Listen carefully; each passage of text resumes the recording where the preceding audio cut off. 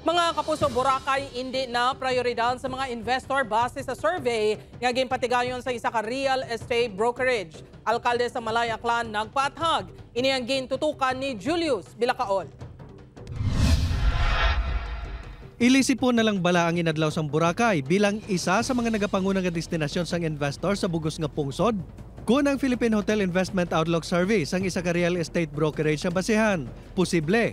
Base sa resulta sa survey, tigaylo sang Boracay, ang interes sa mga investor ang nagsaylo na sa iban nga lugar pareho sa Panglao sa Bohol, El Nido sa Palawan, kag Siargao sa Surigao del Norte. Apang kunang alkalde sang Malaya Aklan ang pahambalon, natural lang ini tungod na labot na sang islang kapasidad sini. Ang Boracay ang mayara subong sa 14,300 ka mga hulot para sa akomodasyon sa mga turista.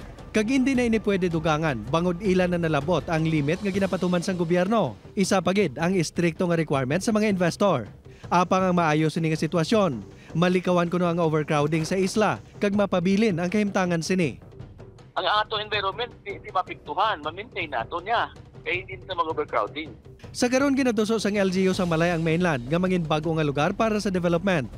Suno sa alkalde, dire pwede makapatindog sa matagas nga building nga hindi mahimo sa Boracay. So ikaw kung i-invest ka sa billion, paano mabawi na kung kamahal-mahal natin tuta sa Boracay, subong? Target sang Malaya LGU ang 2.3 million nga tourist arrival sa Boracay subong nga 2024. Sa una nga anong kabulan sang subong nga tuig, yara sa kapin isa pa lang ka milyon ang tourist arrival sa isla. Apang kumpiyansa ang alkalde nga ila malabot ang target sa pagtakop sang tuig. Julius Bilacaol, 1 Western Visayas.